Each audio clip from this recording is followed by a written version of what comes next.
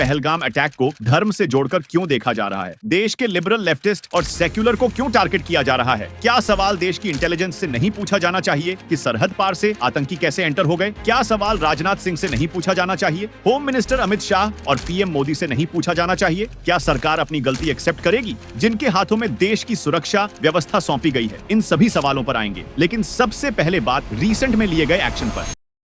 जम्मू कश्मीर के पहलगाम अटैक के बाद पीएम मोदी को सऊदी अरब यात्रा बीच में ही छोड़कर दिल्ली लौटना पड़ा। लौटने के तुरंत बाद ही पाकिस्तान पर एक्शन लिया गया। एक्शन इस बार एयर और सर्जिकल स्ट्राइक जैसा नहीं है, आप इसे काइंड ऑफ वाटर स्ट्राइक कह सकते हैं। वाटर स्ट्राइक के अलावा 4 और एक्शन लिए गए हैं। इस एक्शन का पाकिस्तान पर कितना असर होगा? क्या इतने से ही बदला पूरा हो जाएगा? इसके अलावा यह भी सवाल है कि पहलगाम अटैक को धर्म से जोड़कर क्यों देखा जा रहा है? देश के लिबरल, लेफ्टिस्ट और सेक्युलर को क्यों टारगेट किया जा रहा है? क्या सवाल देश की इंटेलिजेंस से नहीं पूछा जाना चाहिए कि सरहद पार से आतंकी कैसे एंटर हो गए? क्या सवाल राजनाथ सिंह से नहीं पूछा जाना चाहिए? होम मिनिस्टर अमित शाह और पीएम मोदी से नहीं पूछा जाना चाहिए? क्या सरकार अपनी गलती एक्सेप्ट करेगी जिनके हाथों में देश की सुरक्षा व्यवस्था सौंपी गई है? इन सभी सवालों पर आएंगे, लेकिन सबसे पहले बात रिसेंट में लिए गए एक्शन पर। दरअसल भारत की नेशनल सिक्योरिटी पर फैसला लेने वाली सबसे बड़ी बॉडी का नाम है कैबिनेट कमेटी ऑन सिक्योरिटी, यानी CCSI। प्राइम मिनिस्टर इसके प्रेसिडेंट होते हैं, defence minister, home minister, finance minister और फॉरेन मिनिस्टर इसके मेंबर होते हैं। तो 22 अप्रैल को पहलगाम अटैक होता है, जिसके बाद 23 अप्रैल को पीएम मोदी अपने हाउस में CCS की मीटिंग लेते हैं। करीब 2.5 घंटे की मीटिंग में 5 पॉइंट्स पर एक्शन लागू करने का फैसला लिया जाता है। पहला एक्शन, इंडस वाटर्स ट्रीटी को रिवोक किया गया। दूसरा action, Attari Wagah check post को तुरंत बंद किया गया। इसके तहत जो लोग लीगली चेक पोस्ट पार करके इंडिया आ चुके हैं, उन्हें 1 मई से पहले वापस पाकिस्तान जाना होगा। तीसरा एक्शन, पाकिस्तानी नागरिकों को सार्क वीजा छूट योजना के तहत भारत आने की इजाजत नहीं होगी। पहले से जारी सभी वीजा कैंसल्ड होंगे। साथ ही वीजा पर पहले से भारत आए पाकिस्तानियों को अगले 48 घंटों में देश छोड़ना होगा। चौथा एक्शन, दिल्ली में सिचुएटेड पाकिस्तानी एम्बेसी में तैनात सिक्योरिटी और सीनियर ऑफिसर्स को 1 हफ्ते में भारत छोड़ना होगा। मतलब इन पदों को अब इंडिया में खत्म माना जाएगा। भारत भी अपने सिक्योरिटी एडवाइजर को इस्लामाबाद से वापस बुलाएगा। पांचवा एक्शन, भारत और पाकिस्तान एम्बेसी में सीनियर ऑफिसर्स की संख्या 55 से घटाकर 30 की जाएगी। ये कटौती 1 मई 2025 से लागू की जाएगी। अब सवाल है साहब कि इंडियन गवर्नमेंट के लिए गए इन 5 बड़े फैसलों से आखिर होगा क्या? इसके बाद सवाल है कि सिंधु वाटर अग्रीमेंट को रिवोक करने से पाकिस्तान पर कितना बुरा असर होगा।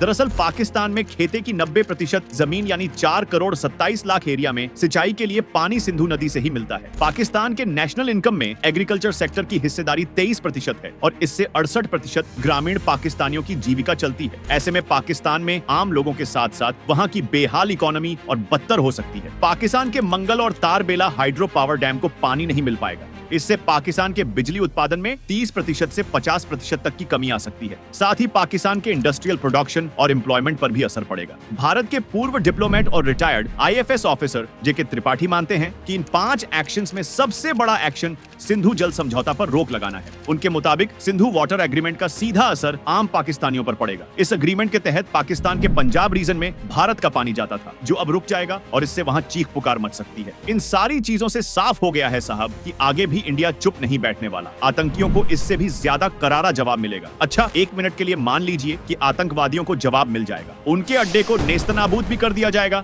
वाटर स्ट्राइक से पाकिस्तान में पानी के लिए हाहाकार भी बच जाएगा। लेकिन उन बेकसूर टूरिस्टों का क्या? उनके साथ जो गलत हुआ वो लोग तो ऐसा डिजर्व नहीं करते थे। हमारी कितनी बहनें और माओं ने अपने सुहाग खो दिए। वैसे इस हमले के बाद देश में सेक्युलरिज्म को लेकर सोशल मीडिया पर खूब बातें हो रही हैं। कुछ लोग कह रहे हैं कि तुम सेक्युलरिज्म की बातें करते रहो और वो नाम धर्म पूछकर मारते रहेंगे। क्या ये हमारे सिस्टम का फेलियर नहीं है कि आतंकी उस जगह पर करीब 20 मिनट तक गोली चलाते रहे, लेकिन जवाबी कार्यवाही के लिए वहां हमारा एक भी जवान मौजूद नहीं था? टूरिस्ट प्लेस पर आतंकी कैसे एंटर हो गए? क्या टूरिस्टों की सिक्योरिटी के लिए कोई रोड मैप बना था? क्या सरकार और उनकी IB रॉ की कोई जवाबदेही नहीं बनती? सवाल तो पूछा जाएगा कि साल 2019 में अमित शाह ने संसद में कहा था कि आर्टिकल 370 आतंकवाद की जड़ है और इसे हटाने से जम्मू कश्मीर में आतंकवाद खत्म हो जाएगा। लेकिन क्या उसके बाद से आतंकवाद खत्म हो गया? दरअसल सरकारी डेटा के अनुसार जम्मू कश्मीर में आतंकवाद की घटनाओं में काफी कमी आई है। 2004 से 2014 के बीच इस क्षेत्र में 7,217 आतंकी घटनाएं हुई, जबकि 2014 से 2024 के बीच ये संख्या घटकर 2,224 रह गई। यानी घटनाएं कम तो हुई हैं, लेकिन फिर भी अमित शाह ने जो आतंकवाद को जड़ से खत्म होने का दावा किया था, उनकी ये बातें बेनकाब हो चुकी हैं। क्या इंडिया पाकिस्तान के अगेंस्ट कोई बड़ा कदम उठाएगा? क्योंकि एयर स्ट्राइक और सर्जिकल स्ट्राइक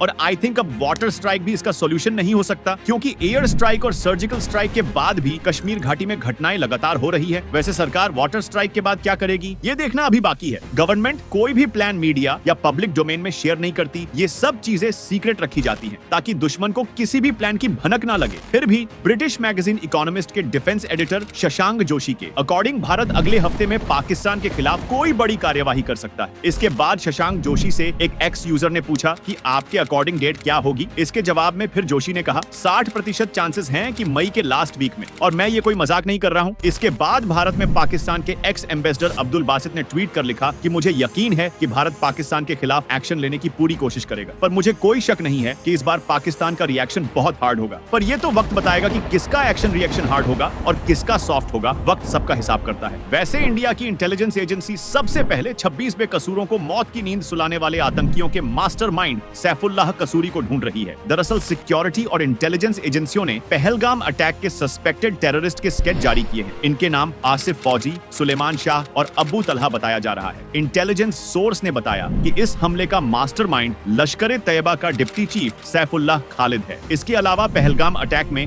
2 फॉरेन टेररिस्ट और 2 लोकल आतंकी भी शामिल थे। सैफुल्लाह ने 1 महीने पहले हमले की चेतावनी भी दी थी। इसका 2019 का एक वीडियो भी वायरल हुआ था। इस वीडियो में सैफुल्लाह ने कहा था कि कश्मीर का मसला ठंडा नहीं होने देना है। खुफिया एजेंसियों का मानना है साहब कि सैफुल्लाह खालिद पहलगाम हमले का मास्टरमाइंड है। उसने 5 से 6 पाकिस्तानी आतंकियों को इस हमले को अंजाम देने के लिए भेजा था। ये कुछ दिन पहले ही जम्मू कश्मीर में घुसपैठ करके आए थे। तो आखिर में बात ये है कि फिलहाल ये समय आरोप प्रत्यारोप का बिल्कुल भी नहीं है। ये वक्त इस हमले को धार्मिक रंग देने का भी नहीं है। ये समय है देश के साथ खड़े होने का। चाहे वो सिटीजन्स हो या फिर अपोजिशन, सबको एक मंच पर आना होगा और साथ मिलकर एक्शन लेना होगा। हम इसी टॉपिक पर आगे भी इंफॉर्मेटिव वीडियोस लेकर आएंगे। फिलहाल आप कमेंट में पीड़ित परिवारों के लिए अपनी सिंपैथी संवेदना व्यक्त कर सकते हैं। बाकी वीडियो अगर आपको पसंद आई है तो इसे लाइक और शेयर जरूर करें और जाते जाते चैनल को सब्सक्राइब जरूर करें।